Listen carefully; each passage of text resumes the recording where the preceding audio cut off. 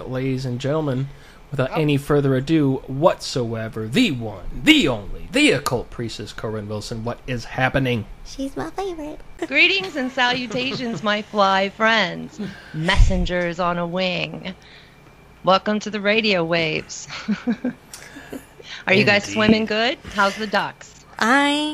Well, we only visited one very, very sacred duck the other weekend, but the duck goddess, though, has been communing with me all day today. Man, she just will not shut up. Synchronicities continue. So, Corinne, we did have you on the show as a filling in for Cortana as a co-host back with he does Alex, a very great job at that. or Steve Murillo, cool. rather. Yeah, and so that was a great episode. But as far as having you on as a guest, it's been quite a while. It has been a minute. And if we can remember the last show, so it was over the summer, I did the Call of the Bird Tribe, so I did some High Priestess work with the entire community, our collective.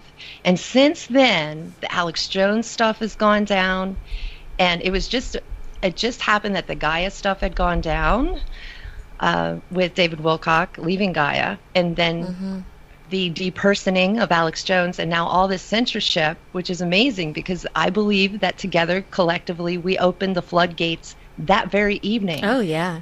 And then things just started popping off. So we can see, I think, the progression of how what I would call darkness is getting exposed, even though it's tightening its grip.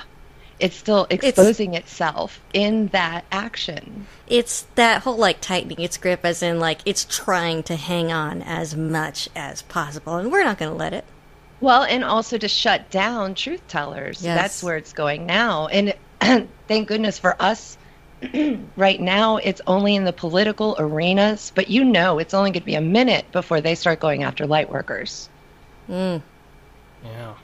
Sometimes I feel as if they already are. Well, we are in a spiritual warfare. Excuse me, I have a gremlin in my throat. So being within the spiritual warfare, we see many different manifestations of it. The political arena is one that the darkness uses to trigger negative emotions and fighting and chaos, basically. And it's so easy. But we also have that in our community, and any local bowling league also has this, and any office has this. It's just dealing with the spiritual warfare of darkness, especially in groups.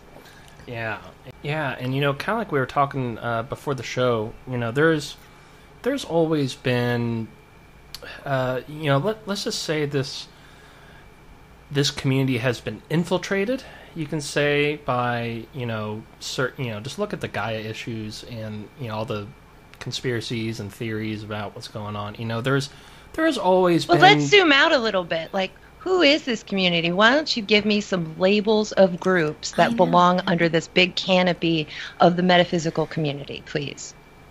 Well, there's definitely, you've got the UFO guys, then you've got the archaeologists, the Egyptologists / lost civilization guys, then you've got the Ascension people. The Ascension people, which over the years, the Ascension people, Conscious Life Expo is a perfect example. It's really two conferences in one. There's the Ascension spiritual side of the conference, and then there's the ufology conspiracy side of the conference. And over the years, we're definitely seeing them come together more and more. So now, when we say community, it really encompasses all of those. Whereas maybe 5 or 10 years ago wouldn't necessarily be clumped into the same category. And you didn't even mention spiritualists, mediums, healers. These are the people that were in these communities throughout history. The UFO phenomenon and the ascension as an action, something you can do, something you can have because you can buy it.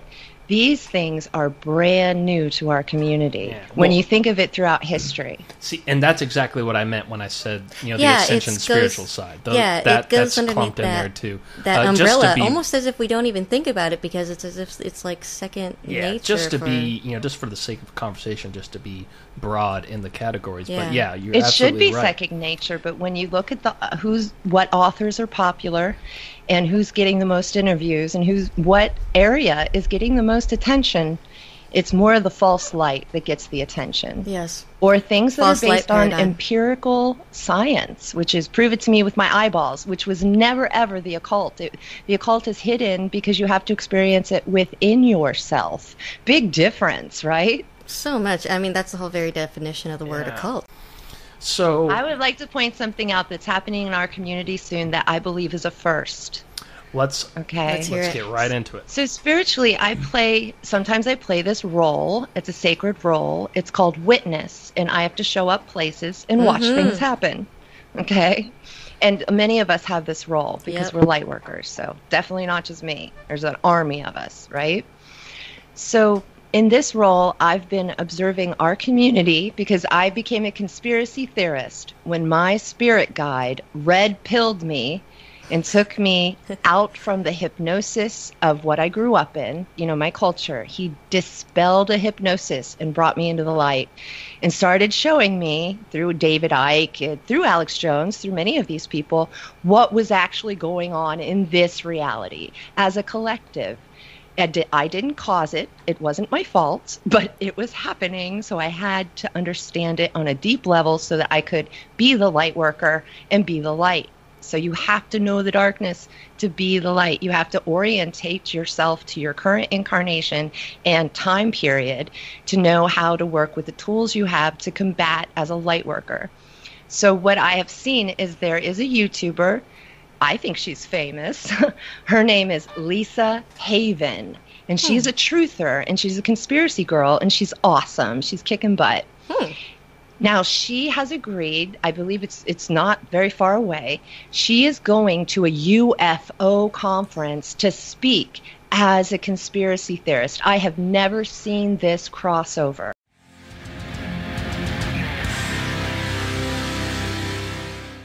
Hi everyone, Lisa Haven here, and I've had the amazing opportunity to interview Mike Barra, who's been on Ancient Aliens. I'm so excited you're here. I'm glad to be here, Lisa. Thanks for having me. Good.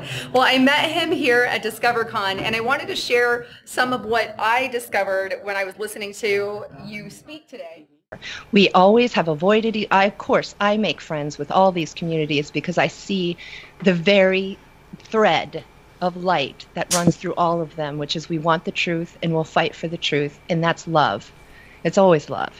When you get really philosophical and deep into it, the answer is always love.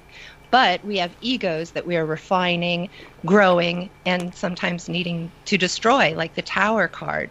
You've just got to fall from that false paradigm, which is what happened to me when I was red-pilled by my spirit guide. But I am starting to see the merge that I've been told about for years. There's been rumors in heaven that the UFO people, the conspiracy people, the truther people, the Bigfoot people, everybody will be getting together and sharing notes and finding out what that one thread of light is. And I think that's our work. Hey, there's more of us than there are of them if we really think about it. We're more powerful Yes. because we hold more light. The more light you can hold, the more in your aura, the more powerful force of light that you are. And of course, it has nothing to do with ego or directing the light. All you got to do is show up half the time. The energy does the work. And, real quick, Brahmaneth in the chat just Oh, happy mentioned birthday, something. my friend. Oh, Nathan well, happy Abraham birthday. Bobs. Didn't know. So many crazy little Happy Libras running birthday. around with birthdays. And so with lately. that, he says, I've been wondering where do we go from here because it seems like the New Age movement has been dying, as in I have not seen much interest from the younger people, but maybe I'm not What? seeing it. And this is exactly what this show is right here. Yes, Believe it or here not, it is, I'm right only... here. You're here We're with both... us. I just turned 30 literally last week. Yeah, we're both 30, so And- like... And, especially at the last conference, some of the new speakers, one was like 29, the other one was 31, and, Teresa and Jordan, and, there's a lot of... even a few other like younger people too. I mean, even as merchants was- and vendors that we were hanging out and grooving with, and just like and just attendees. So, because I've been it's doing... there. It's around. I've We're been here. I've been in this industry for about 3 years, a little over 3 years now. And just between 2015, my first real conference at Contact in the Desert, and, I've done Big Bear Lake, Snowfest, Conscious Life Expo, Portal to Ascension, you name it. We've done it. And just in the last 3 years, I've seen a very Queen's only 22. See, there you go. Yeah, a lot of our audience is pretty young too, but we get a wide range of people on this show, but we do have some of the youngsters, and I've noticed a very significant increase in younger and younger people, and I think it's just, well, you've been kind of coddled because you've been around the cool people in the cool circles, man. You haven't really been challenged. Well, how many Satanists have you met? I have met a few, actually. So. I mean, through the conferences, you probably haven't met any. Oh, I've smelled a few. True, yeah, but they're not admitting it. So not at a lot of them. I'm talking about but... really dealing with the dark people, and yeah. Well, I then maybe that was the point: is to maybe not coddle as much as prepare the way for us little kids, us little kindergartners to come over. Yeah. Well, I'm saying you guys have been sheltered. You haven't been around the blood sacrificing, drinking, crazy people, right? And that actually, what I see the trend is that maybe that's those who are getting into paganism and Wicca now are going into using blood and rituals and a lot of darker stuff. Yes. And Sabrina the Teenage Witch, they revamped it, and she's a total Satanist. So it is the social engineering that they're trying to control the narrative that young kids that get into spirituality either need to be possessed yoga heads that are talking to Ashtar Command, which is probably false light, or they're, the other thing that I just mentioned. Trying to make it fluffy, whereas, I've been awake a lot of my life, and that's because these people don't have a true calling. They are following a trend. Yeah. And the trendy thing is that's what I have a big problem with, but like anything, it was like when I was in, the game industry, geek universe, it was like all of a sudden geeky things were cool and stuff. But then again, this, what we're into, with the whole light thing and light worker stuff. And what we don't realize is that light workers are a lot more rare than we give ourselves credit for. There are a lot of people just acting out as light workers. They read a book, and we call them IRABs. I read a book. IRAB. Really nice. Yeah. I like that. Yeah. And when I came out to California, I was brainwashed by society thinking, I'm going to Mecca. I'm going to meet all the most spiritual people in the world. And then I find out nobody can best my sword, and I'm Lancelot. And that is not a happy thing. Yeah, and it's a lonely thing. And, and I was going to say, when it comes to... some of these smaller, like this last weekend, for example, I really didn't feel at least hardly any sort of dark Satanist infiltration, whereas bigger conferences like Contact in the Desert seem to be a prime target for them, and that seems to happen every year. It seems like there is that sort of dark infiltration, but so much of this goes back to Aleister Crowley and the teachings of Aleister Crowley, which have infiltrated the modern occult 100%. Yeah. Especially in the, although like you said, I haven't experienced that much in this industry.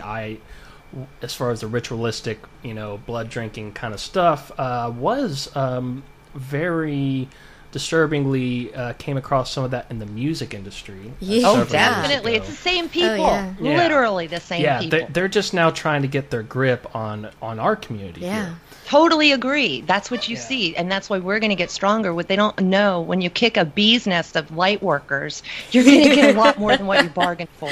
See, and I think that's what happened at this last weekend at Portal to Ascension. That's there was 99% of people there were so in tune and on the same. I had a great time there with Steve Murillo at the Onstellar booth. And we were signing up people for Onstellar, and I saw a real healer that took me. I don't let people touch me normally. I haven't been touched in years. But he took me down on that table. His name is Michael Abrams. He's from Florida. Sounds familiar. He put me on that table, and he punched me and beat me. And I have had 50% pain reduction. I'm a chronic pain sufferer, but man, 50% Oh, Lord, huge. Give me his card. Yes, ma'am. I put it on Onstellar. I put a blog of the weekend, and man. Because I'm the same way. So we did have a great time, and it was a small conference because not many people showed up. And what I saw at the end, people were clumping together in groups and having little powwows. I didn't see that much at the bigger ones. At the bigger ones, it was a little bit more about showing off and who you could meet and who you could talk to. Very out of the box. And this was a lot more personal. Yeah, see, some of the bigger ones, don't get me wrong. Don't get me wrong. The bigger ones. That's... Oh, they're my favorite. It's like being on TV. Yeah. It's fun. And plus, it's kind of our...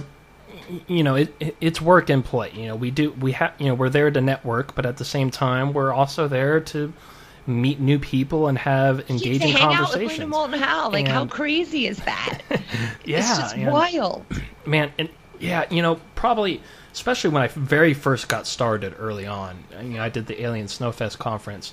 Just imagine this as like brand new in the industry, really didn't know anybody other than like Jimmy. And, that's somebody to know, ain't it? He is the godfather. And that's why I ended up one morning, we had breakfast. It was a nice little me, Linda Moulton Howell, Mike Barra, Micah Hanks, Jimmy, and me. And my sister, See? just like having breakfast. Wild. And some people could actually accuse you of being a shill because you got in so easily. Like, how did that work?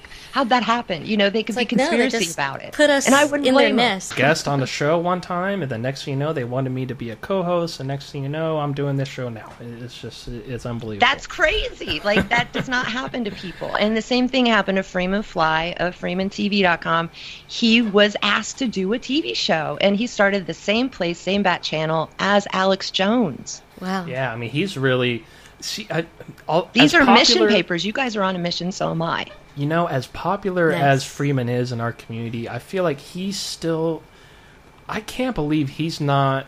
He's a genie in a bottle. He deserves more credit. Like, not enough people know about him, and they especially don't know that he was pre-Alex Jones.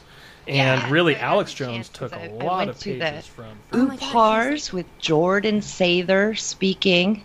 Oh, hey, Jordan. And I got to hear him speak. He's my birthday twin.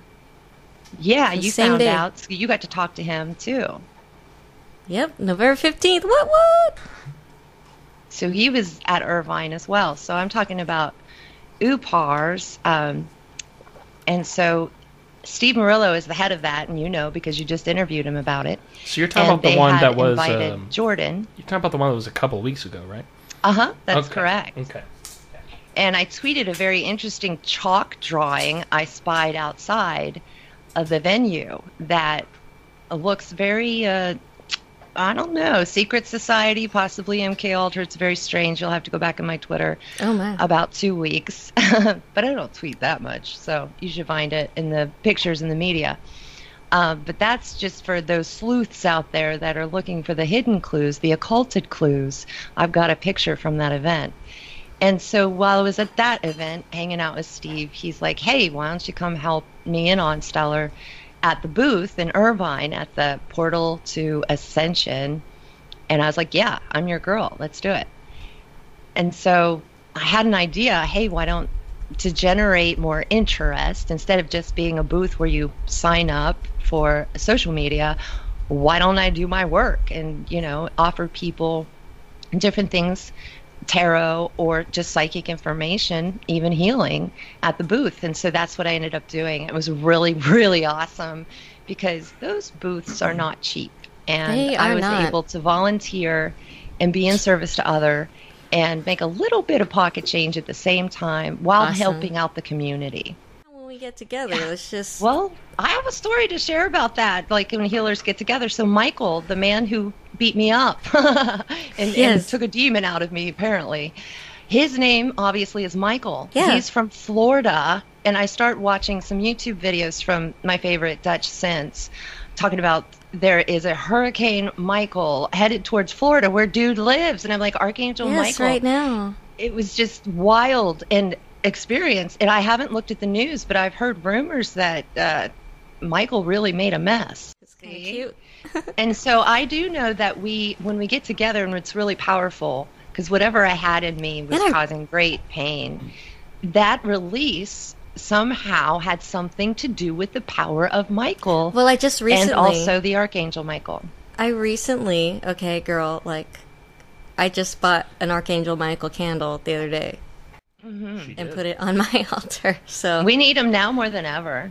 Well, good, and I am preparing Yeah, I needed to Because get this is that. spiritual warfare. I always get down to the root cause of things. I don't like to BS and beat around bushes.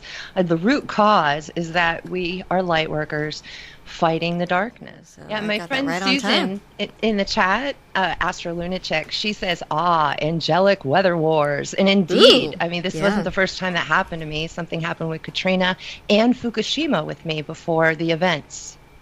We're sensitive to Earth's rhythms, it seems like, but also it's like we're sensitive to the rhythm of heaven. Well, we're actually conduits, like the lightning passes through us. So if we weren't here, these things might not happen, and that's why we're so here, man. We are so here. Oh, I'm here so hard right now.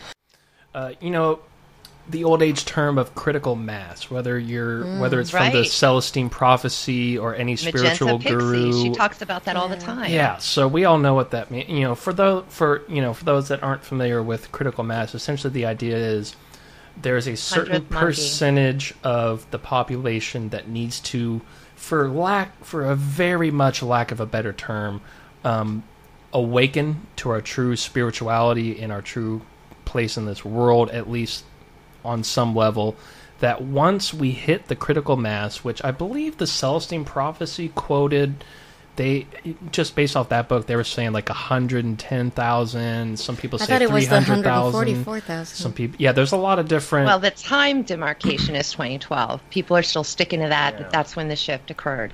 Yeah, and apparently, but what some people say is that's when, starting at that point, we would be able to make the shift as soon as we hit critical mass after that point. You see what I'm saying? And so, right, and that shift is Ascension. That's the label that is being thrown around right now. Exactly. So how far away are we from this critical mass? Because I'm not sure if you're familiar with Alison Coe, but a lot of what she's been talking about lately,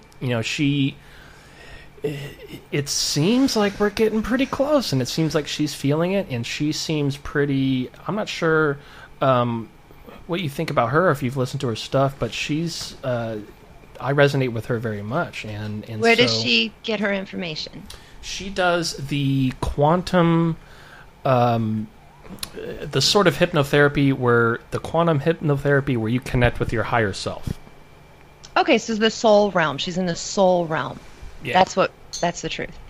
And that's mostly what Ascension is. So Ascension has been hijacked, in my opinion, as a Buddhist by the New Agers, because it is a Buddhist principle and it's a Hindu principle originally. But as you know, Blavatsky brought in all the Indian stuff into the occult in her time period, and then she was a huge influencer of Aleister Crowley. So we go back again to the European people basically taking, what is that? That's when you take a culture, it's cultural appropriation. Yeah, you appropriate says the indigenous it, and then you person. call it your own. So they made the Ascended Masters their own, even though everybody in the White Lodge, everybody who is actual Illuminati anointed, their soul is in heaven and they're woke and they're aware of it.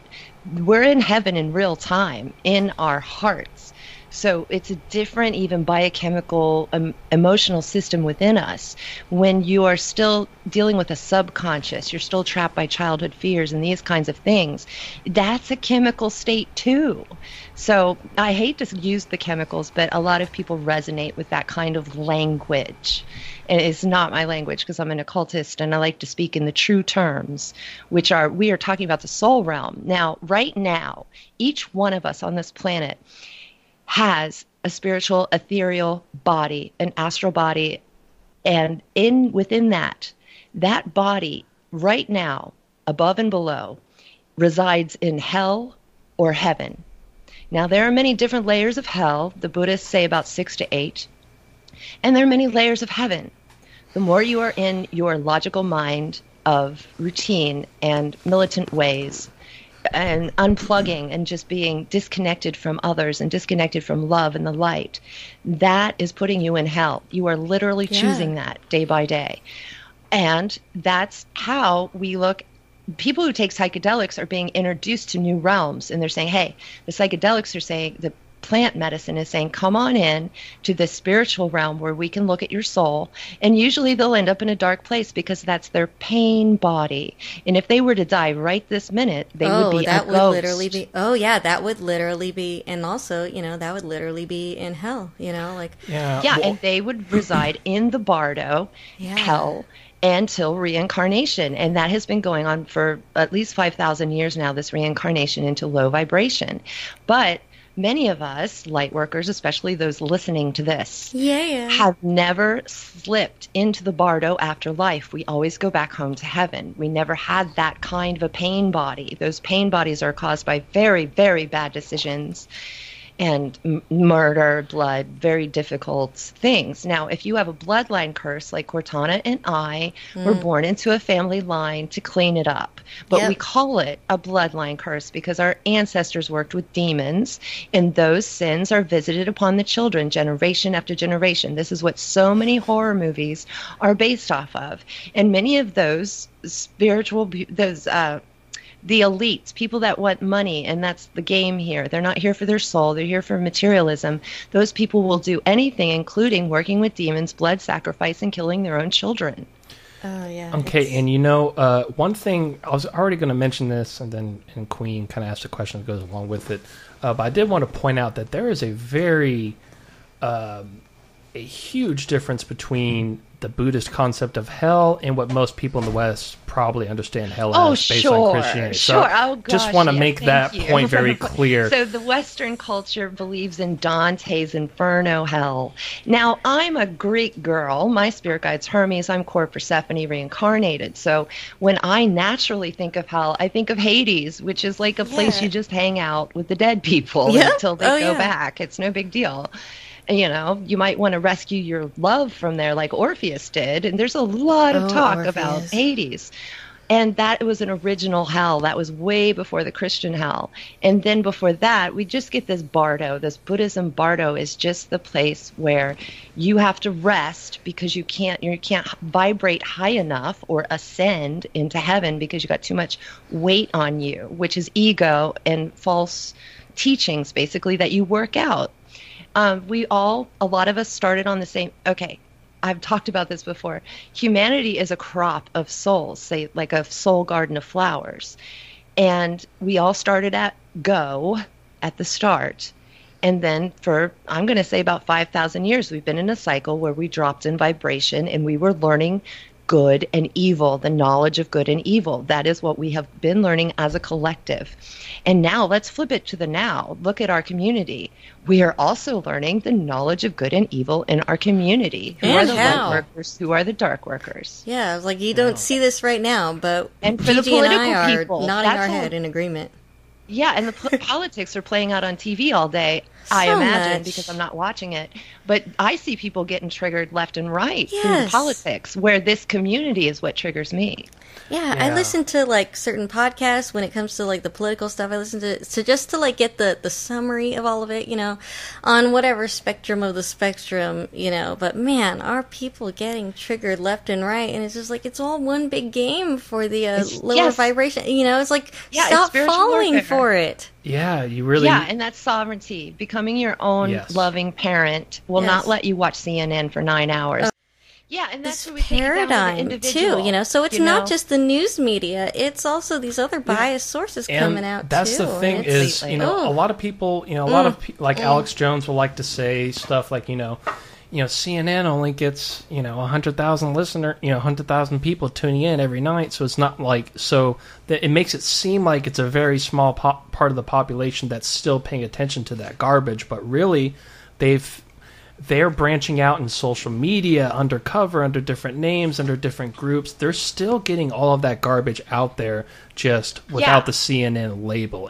But now, real quick. Wait a minute. What Hermes told me is that the messengers must strive to control the narrative, and that's what we're here to do. And that's why we do blogs, and we do our videos, and we do the podcasts. All of the work that we do and even is just to help reaching out to push people. the narrative back into the truth realm. When it comes to concepts of heaven and hell, more specifically, I just want your opinion on, or what you understand of, the Buddhist conversion of the different version rather of the levels of hell and heaven and in between.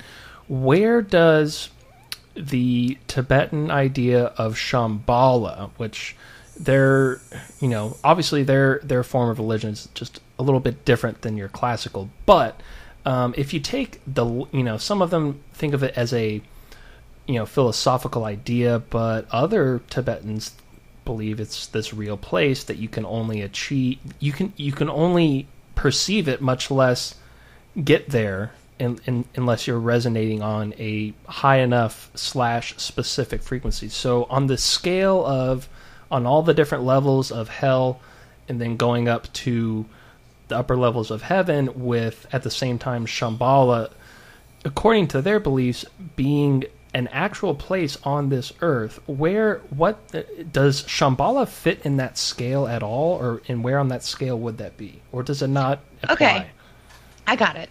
So this is comparative to Bashar with his teachings of timelines.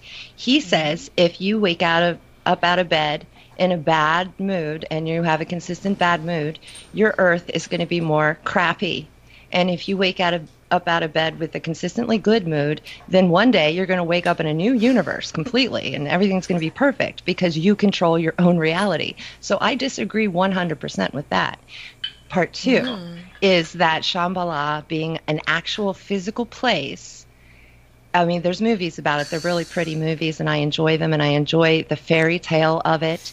But it is just a fairy tale, just like Avalon. I'm a priestess of Avalon. I know that was real because I was there. But these are the pockets of time that time leaves alone, if you will, the pockets out of time, which is Earth's natural vibration. Now, you can also... here we go, being very dynamic, shifting gears, going to Skinwalker Ranch. So Skinwalker Ranch, you've got portals open to other dimensions, and nothing there that has been mentioned that has happened there is positive. It is all very negative. And so you've got to assume this is that's a a portal hell of realm. darkness. That's a hell realm right there.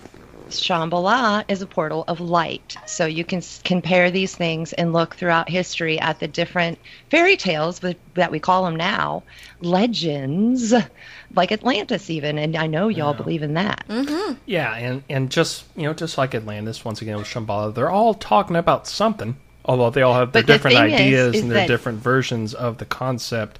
There's still something at the core that they are wants to look at what's physical about. And what can be actualized, sniffed, 5 senses. And things that are spiritual and of the soul realm are not of 5 senses. Thank you.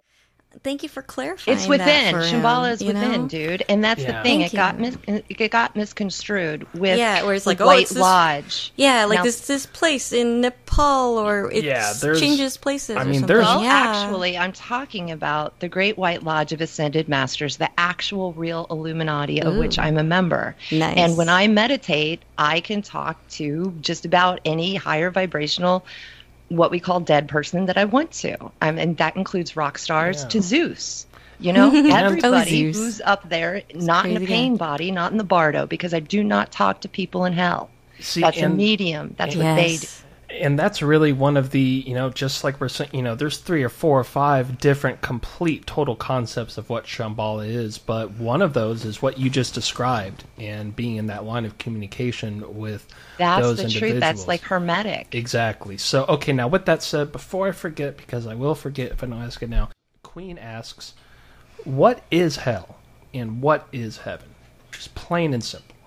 I actually have a video on this, and it's in the Higher Self series within the Kundalini series, but it's specifically about the higher self and how I learned through literal experience, my spirit guide teaching me through real life experiences, when I was creating in my mind, in my emotional body, and in my hormones a hellish-like state. When I was agreeing with the darkness in my life and saying, you know what, darkness, you're right. This really does suck, and I should feel sorry for myself, and maybe I shouldn't even be here anymore. And that's the downward spiral that Trent Reznor talks about because he lives there. Yeah, he's evolved. Well, let's not talk about Trent Reznor for real, though. My point was downward spiral. We're talking about hell. What's hell? What creates hell? Yes. Now, you could have had a traumatic experience in past life where you were murdered and you got stuck in the bardo because you couldn't get over the emotional pain that caused. You couldn't forgive the person. You couldn't move forward. And it's Saturn. It is the influence of Saturn that it sticks us. It's number 5 in the tarot, the Hierophant. It's growth through restriction. How are you going to learn about good and evil? I mean, we all ate that apple. Not just 2 people. We all ate that apple to come here because this is the apple lesson in this time period. Good and evil. So how are you going to learn about it unless you get completely entrenched in both and start making choices out of your own free will? Ask you. So now that we're like on this topic, you know, I grew up a Catholic, and you know, they taught us a lot of, you know, things about like demons and stuff like that. And, like, as I started growing up, you know, I kind of, like, drifted away from that, and my beliefs weren't so much of that. And what they taught us was like, oh, well, you're possessed by a demon, or you got these demons, bad spirits in you, that's why you sin, that's why you do all this bad stuff, blah, blah, blah. Like, you know, is that, like, really how it is? You know, right. What a super awesome question times 3. I mean, really, because seriously, I have found myself recently sounding like a Baptist preacher. Like, oh my gosh, there's demons everywhere, and, you know, complete Baptist conspiracy theorist. And I'm like, well, I'm an occultist. I've been studying this most of my life. How the hell did I end up with the proselytizing people? Like, how is that possible? Well, the nature of darkness. So what the church uses to control you is called toxic shame. And they shame you into being a good person, which really isn't. All you're doing is obeying a master. That's it. Oh my God, yeah. Right? And so I was also, because I was Jehovah's Witness, so I was shamed as well into not being my authentic self. And that's why I, like you, had to branch out and look at other spiritualities and say, I know I love God. Now, can I find a religion that matches that? Mm-hmm. And so what I found, as I can look inside people's auras, I'm a Reiki master now, but I can look inside and see certain blockages, and to me it will just look like a black mass. Now, if another healer comes around and says, well, that's a demon, what does it really matter? It is a block. I mean, when you get down to it, we can shame and blame with all these spooky labels, or we can say, oh my God, that's not healed. I guess we need to give that some love and just approach it from that kind of holistic, loving point of view, instead of putting any ego in it and saying, well, if you've attracted these bad spirits, then you're just a bad person. Because usually if you're attracting bad spirits, it's because you're a light worker and they're attacking you. I turned my... Or wait a second. Let me get Eve Morgan. Her name is Eve, like, you know, Eve, because she's for the people who have studied the Bible as children. She can speak to you about this in a very healthy way. Last name Lorgan, Lorgn. Her books are The Alien Love Bite and The Dark Side of Cupid, and she really is a spiritual warrior, and she does it scientifically so anyone, you know, can understand how the darkness infiltrates, what its motivations are, and how to identify it and excavate it from your life. Yes. Yes.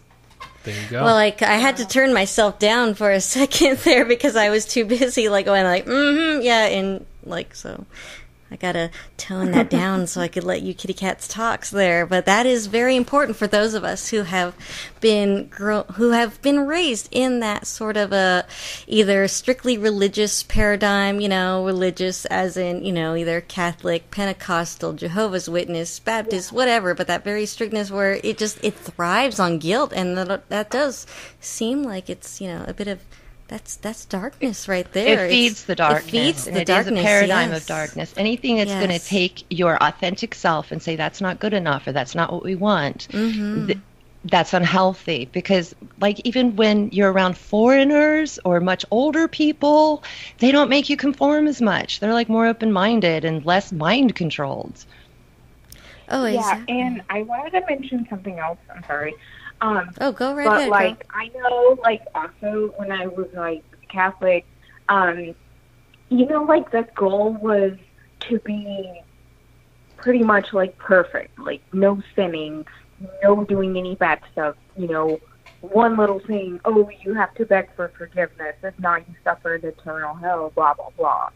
You know? The original sin. Yeah, I am channeling But I took the original sin back to Greece and said if I had an apple and I had to eat it of original sin, what would that look like in Greece? Well, it would look like I have to go into the underworld and live there as a real person, which is what I'm doing right now, where the Buddhists will call this world, this dimension we are currently experiencing together, samsara, world of suffering, maya, mara, illusion.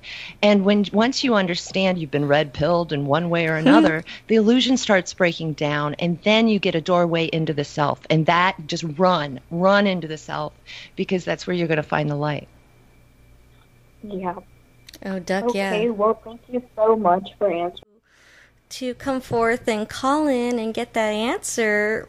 But then again, you know, so if you could come forward and talk, you know what I mean? Yeah, you know, I've been a counselor my whole professional adult life. And so I've been reaching one person at a time, one little itty bitty person at a time. That's why I love the media. And in these stories are universal. These questions are universal. In this public forum, like, you know, Queen, you know, there could be at least like 100 people who are asking that same exact thing, same exact background of, oh, you're sinning and all that, and, you know.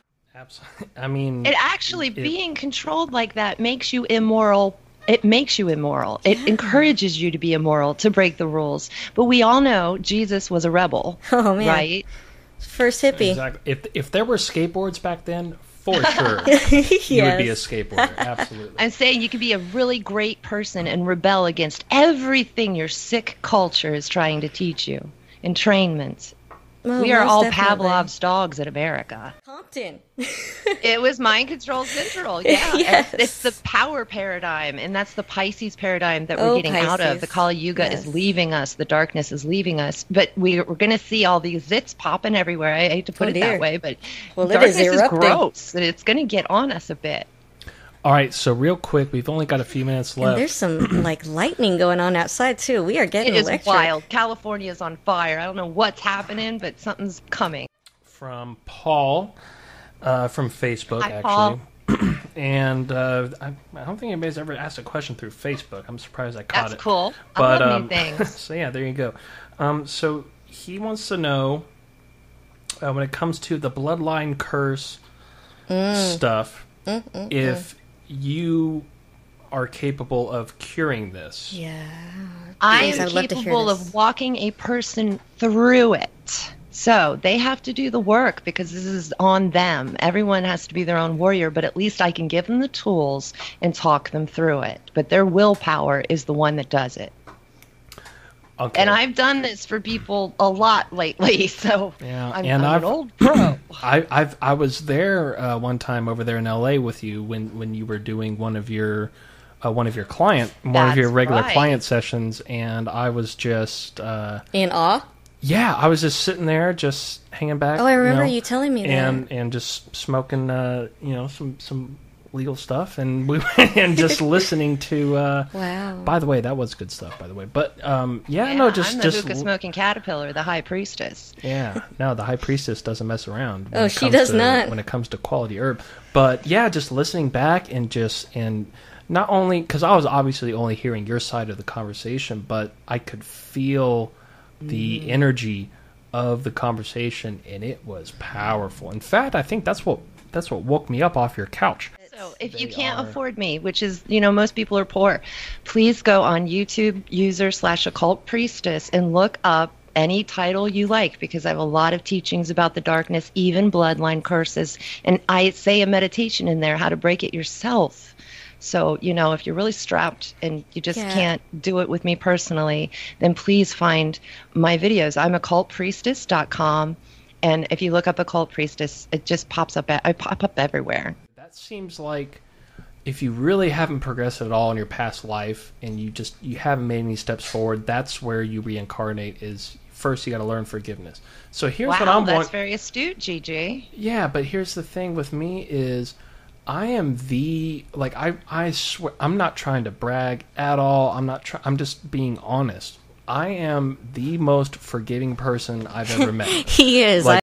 they're just in a place Yeah. where this makes sense for them, and they just haven't grown yet. I understand that, and it's because we've all been there, whether in this life or a previous life. We all start from there. So forgiveness Well, is Susan not just said in the chat before it rolls by too quick, forgiveness equals releasing the need to be right. And it's so true, because it's an ego thing. It's I'm better than you, I can't forgive you. It actually is I'm better than you. And it's okay to be better than someone else. People don't realize that yet either, the hierarchy of soul and love and light. But that we've been shamed not to think that we're better, that we're equal. But if somebody is consistently negative, consistently hurting you, on and on and on, then you can say, I forgive you, get out of my life. Yes. Obviously, that's not why I'm here this time. So what my question is, why am I here this time? Because I feel like I've clocked in enough time. You know, I feel like my work, I don't know. I don't quite remember signing up for this one. So, well, dude, because most of my friends are not here to grow their own soul. They're here to help the crop, to bring in the sheep. Yeah. And because I do believe, and I know this blew my mind when I first got the concept and understood it, that a lot of the light workers are parents of humankind. Oh, my. Oh, well, I get you, girl. okay. I get you. And yes, me too. Now, real quick, last question from the audience. From the audience, how do I know my bloodline is cursed?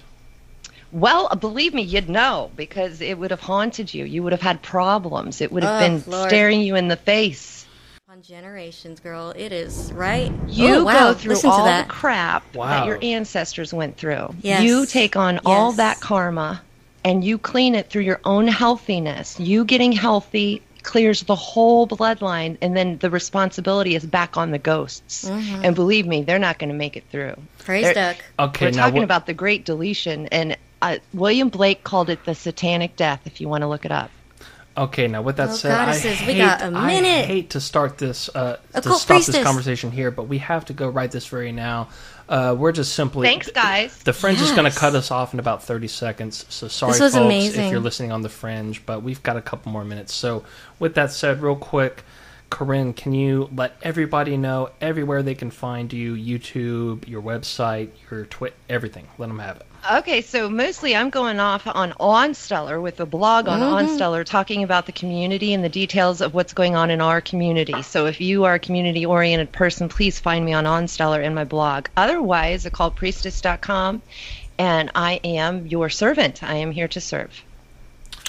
All right. Beautiful. You are my favorite.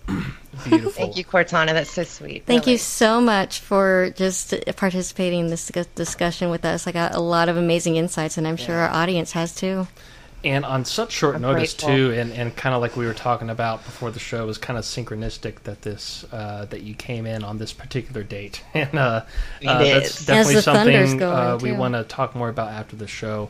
Which unfortunately, folks, you won't get to hear because we gotta go right this very now. And with that said, ladies and gentlemen, this has been Shift Happens for the Fringe FM. I'm your host, Gigi, along with my lovely co-host, Cortana. This show is hosted and produced by the both of us. Our associate producer is Brad Harris.